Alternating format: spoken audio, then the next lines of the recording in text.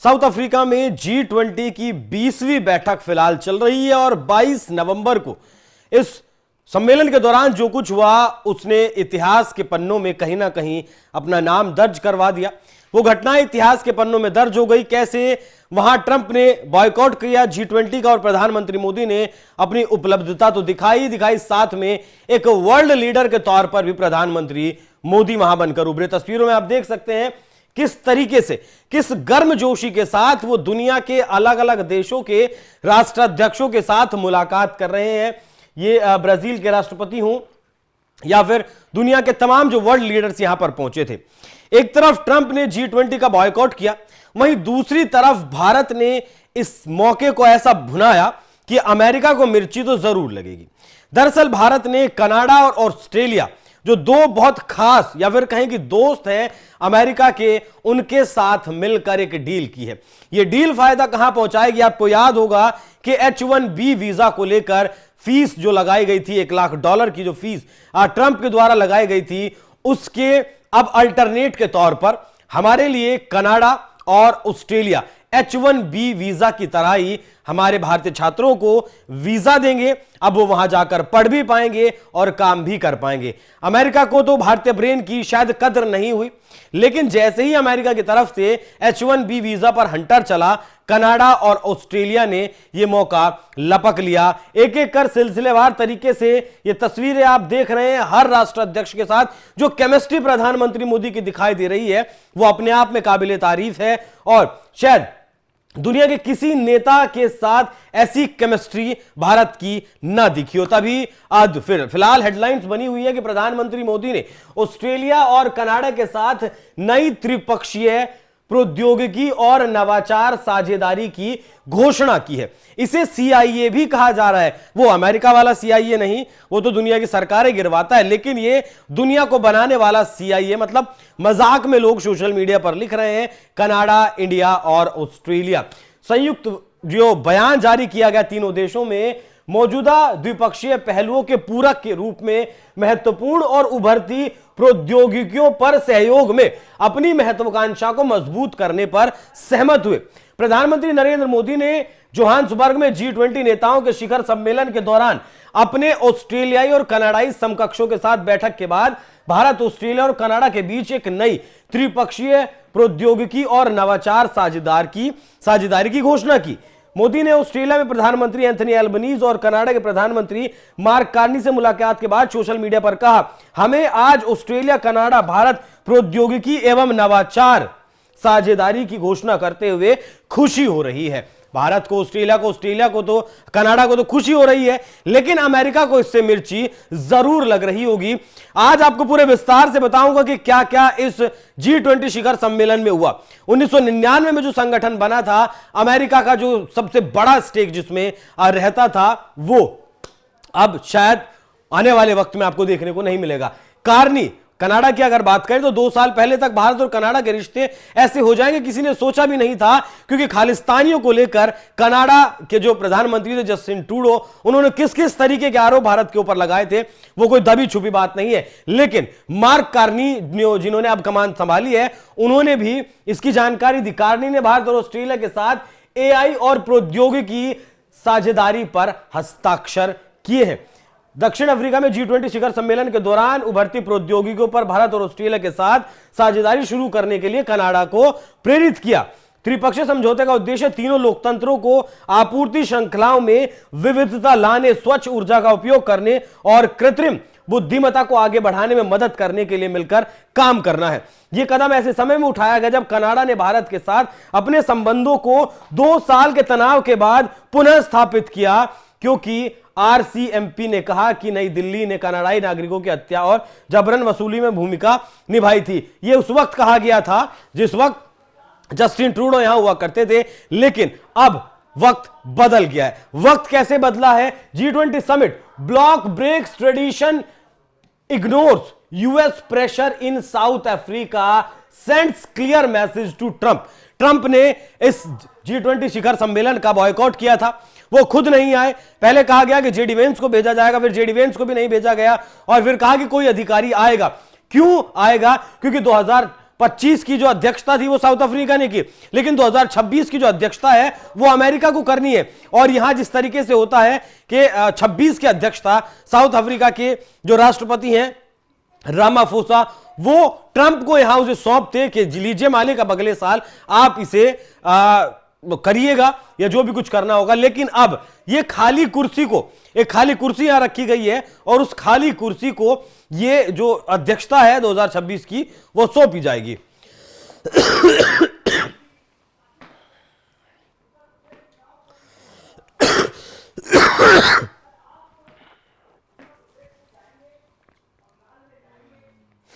पिछले वाली लेगा, पिछला पिछला, हाँ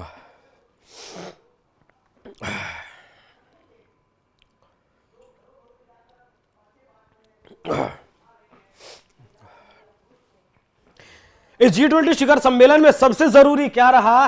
the G20 block in South Africa adopted a landmark declaration anonymously agreed upon despite opposition and boycott by the United state. America के boycott करने के बावजूद भी यहां एक जॉइंट डिक्लेरेशन पर सिग्नेचर हुआ। मजे की बात देखिए, जब भी G20 समिट होता है, कोई भी समिट होता है, उसके बाद कोई भी डिक्लेरेशन पर हस्ताक्षर सारे देश मिलकर करते हैं, लेकिन यहां शुरुआत में ही ये जॉइंट डिक्लेरेशन पर सिग्नेचर कर लिया, क्योंकि पता था कि अमेरिका यहां नहीं आएगा। अमेरिका नहीं आया, उसका असर अब दुनिया पर क्या पड़ेगा, अमेरिका का पर क्या पड़ेगा, भारत पर क्या पड़ेगा, उसके बारे में भी आगे एक एक कर विस्तार से चर्चा करेंगे। प्रधानमंत्री मोदी के बयान की भी चर्चा करेंगे कि किस तरीके से प्रधानमंत्री मोदी ने यह कहा है कि अब शिफ्ट बदलने की जरूरत है। जो शिफ्ट फिलहाल दुनिया का है उसे बदलने की जरूरत है। South African president running his mouth against Trump, US on skipping G20 talks. आपको वो तस्वीर याद होगी जब साउथ अफ्रीका के राष्ट्रपति रिसिल रामाफोसा अमेरिका में बैठे थे, ट्रंप ने अपने बगल में बिठाया हुआ था और वहां ट्रंप ने बहुत सारे आरोप उनके ऊपर लगाए थे। देखिए, साउथ अफ्रीका की जो ज्योग्राफी है वो जनसंख्यिकी है, वो थोड़ा सा अलग है। साउथ अफ्रीका में आप ज्यादातर देखते होंगे व्हाइट मैन, लेकिन नहीं, जो व्हाइट मैन साउथ अफ्रीका में है वो लगभग 7 से 8% है। बाकी की जो पॉपुलेशन है वो ब्लैक मैन की है। यहां मैं रेसिज्म की बात नहीं कर रहा हूं, सिर्फ एक आंकड़ा बता रहा हूं। उसके ऊपर ट्रंप ने कुछ वीडियोस यहां रामाफोसा को अपने राष्ट्रपति भवन में बिठाकर दिखाए कि देखिए किस तरीके से यहां पर कत्लेआम किसानों का हो रहा है। उन किसानों का फर्क अमेरिकी किसानों पर भी पड़ता है और अमेरिकी किसान ट्रंप के वोटर हैं, तो सीधे सीधे वोट बैंक के लिए लगभग बेइज्जत करने का काम रामाफोसा को ट्रंप ने किया था, जिसके जवाब में रामाफोसा भी लगातार अमेरिकी राष्ट्रपति ट्रंप के खिलाफ कुछ ना कुछ बोलते रहते। इस वजह से कहा जा रहा है कि ट्रंप ने इस G20 समिट का आपका बॉयकॉट कर दिया है। अब भारत के लिए क्यों जरूरी है ये भी आप समझिए। इससे एक तो यह संदेश मिला, जो जॉइंट डिक्लेरेशन साइन किया गया, अमेरिका के बिना भी दुनिया अब फैसले ले सकती है। देखिए, जो G7 के देश हैं उन्हें दुनिया में जितने भी संगठन, उन सब संगठनों में से सबसे अमीर माना जाता है, क्योंकि पश्चिम के सारे अमीर देश, उसमें फ्रांस, अमेरिका, ब्रिटेन वगैरह सब उसमें है। उसी का एक स्वरूप बड़ा करके G20 को बनाया गया था। पहले G20 में राष्ट्राध्यक्ष नहीं आते थे, सिर्फ देशों के जो विदेश मंत्री हुए या रक्षा मंत्री हुए या फिर व्यापार से जुड़े मंत्री हो, वो इसमें जाया करते थे। लेकिन फिर बाद में इसमें कहा गया कि राष्ट्राध्यक्ष भी देश के आएंगे। उसके बाद ये 3 देशों ने CIA मिलकर मिलाया। देखिए, G20 जरूरी इसलिए भी है कि वैश्विक अर्थव्यवस्था का लगभग 85% का यह प्रतिनिधित्व करता है। इसमें अमेरिका की भी है, अमेरिका भी है, और अमेरिका दुनिया में सबसे बड़ी इकोनॉमी है। अमेरिका लगभग $30 ट्रिलियन की इकोनॉमी है। उसके बाद नंबर आता है आपका चीन का, लगभग $19.5 ट्रिलियन की इकोनॉमी है। तो अमेरिका को अगर निकाल भी दे तो इसमें बहुत ज्यादा फर्क नहीं पड़ने वाला है। 21 से 23 नवंबर 2025 को यह हुआ। यूएस ने बॉयकॉट किया, लेकिन 18 बाकी जो देश थे उसके लीडर्स इसमें पहुंचे थे। 22 नवंबर 2025 को Australia Canada India technology and innovation partnership announce हुई, जो AI, clean energy, critical minerals और फोकस्ड PM मोदी ने इसे अनाउंस किया। एक बार रुकिए, हेलो, हाँ।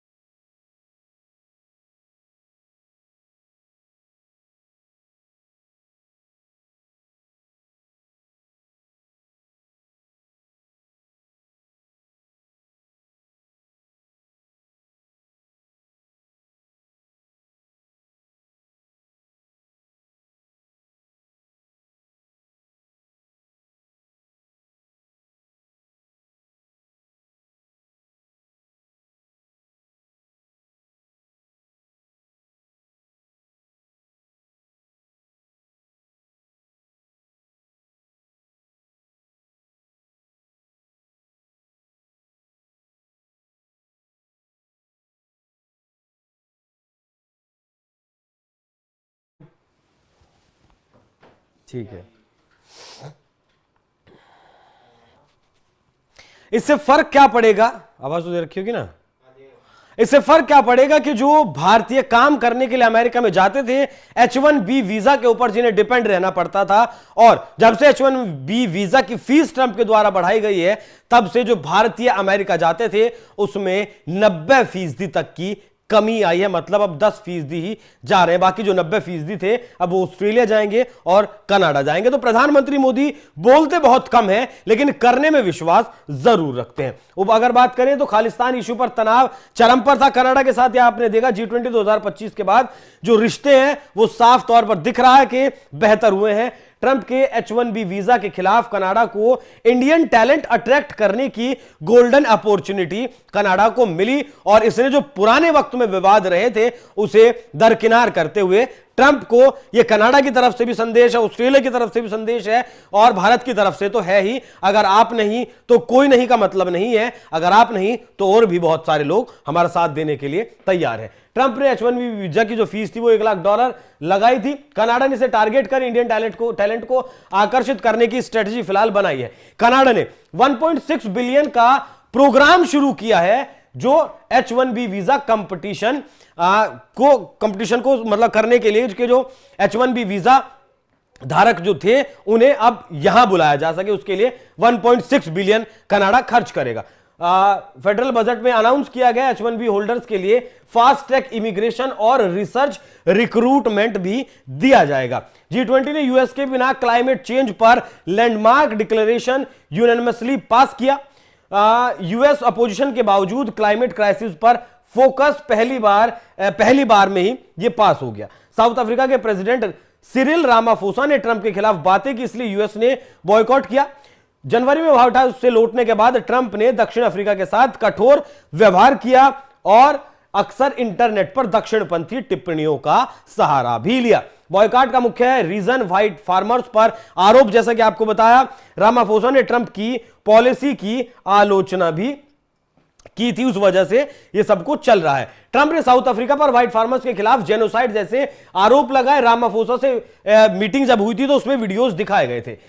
मीडिया में ट्रंप ने आइसोलेटेड दिखाए जा रहे यूरोपियन कनेडियन मीडिया में कवरेज भी किया गया। CNN, गार्जियन, CBC जैसे जो प्रतिष्ठित मीडिया आउटलेट्स हैं, ट्रंप आइसोलेट एट G20 इस तरीके की हेडलाइंस उन्होंने चलाई है। यूएस बॉयकॉट हर्ट्स अमेरिका मोर, अमेरिका को और ज्यादा दुखी करने का काम किया है। यूएस को होस्ट करना है 2026 में। साउथ अफ्रीका ने हैंडओवर राइट्स नहीं दिए, खाली सीट रखी है और उस खाली सीट पर ही वो हैंडओवर राइट्स रख दिए जाएंगे। चार्ज डी अफेयर्स को हैंडओवर रिजेक्ट, मतलब अमेरिका ने कहा कि हम किसी को भी नहीं भेजेंगे। डिक्लेरेशन पास हुआ लेकिन यूएस की फाइनेंशियल पावर से ग्लोबल इंपैक्ट लिमिटेड रहा और मीडिया ने यह छापा यूएस वीकर, मतलब अमेरिका अब कमजोर हो चुका है। ट्रंप के आने के बाद और ज्यादा कमजोर हुआ है। ट्रंप सोचते थे कि वो अमेरिका के राष्ट्रपति नहीं बल्कि पूरे यूएन में जो 193 देश हैं उनके राष्ट्रपति बन गए हैं। अब बात करें प्रधानमंत्री मोदी की, तो मोदी ने इस सम्मेलन में के दौरान भारत, ब्राजील, दक्षिण अफ्रीका नेताओं के साथ एक और अलग से बैठक की। इसमें विदेश मंत्री एस जयशंकर भी मौजूद रहे। ब्राजील के राष्ट्रपति लूला डिसिल्वा ने दक्षिण अफ्रीकी राष्ट्रपति सिरिल रामाफोसा के साथ भी बैठक में वो मौजूद रहे। IBSA India, Brazil, south Africa एक अलग से जो कोलैबोरेशन है, एक त्रिस्तरीय अंतरराष्ट्रीय मंच है जो भारत, ब्राजील और दक्षिण अफ्रीका के बीच सहयोग को बढ़ावा देने के लिए बनाया गया है। तो समझिए आप मोदी यहां क्या क्या कर आए हैं। मोदी ने पुराने डेवलपमेंट मॉडल के मानकों को दोबारा सोचने की अपील की। उन्होंने कहा पुराने डेवलपमेंट मॉडल ने रिसोर्स छीने हैं, इसे बदलना जरूरी है। मतलब अब अमेरिका जो सिर्फ इकलौता पावर सेंटर हुआ करता था वो अब नहीं रहेगा, यह बात ध्यान रखिएगा।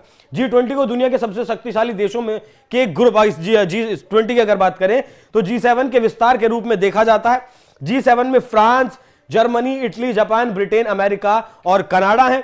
G7 ने महसूस किया कि अब सिर्फ 7 देश मिलकर दुनिया नहीं चला सकते बल्कि भारत, चीन, ब्राजील जैसे विकासशील देशों को भी शामिल करना पड़ेगा। इन देशों ने 1999 में G20 मिलकर बनाया। 18वीं जो बैठक थी इस G20 की, वो भारत में आयोजित हुई थी।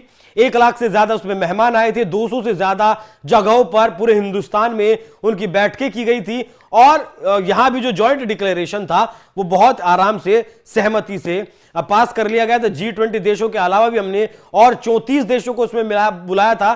कुल मिलाकर 54 देश के 1 लाख से ज्यादा मेहमान हमारे यहां जब 18वां जो अधिवेशन सम्मेलन हुआ था उसमें आए थे। बाकी साउथ अफ्रीका से प्रधानमंत्री मोदी ने और रामाफोसा ने, आपके लूला डिसिल्वा हो, इन लोगों ने यह संदेश दे दिया है कि अमेरिका के बिना भी दुनिया चल सकती है। साथ में जो भारत के ऊपर सैंक्शंस लगाए थे H1B वीजा को लेकर या प्रौद्योगिकी क्लीन एनर्जी को लेकर, वो सारी डील भी बैठकर वो ऑस्ट्रेलिया, कनाडा और साउथ अफ्रीका, ब्राजील के साथ करके आ गए हैं। अब ट्रंप, आप बैठे रहिए, बॉयकॉट करिए और देखते रहिए दुनिया में क्या कुछ चल रहा है। बाकी आप लोग इस विषय पर क्या सोचते हैं, कमेंट बॉक्स में अपनी राय जरूर बताइएगा। नमस्कार।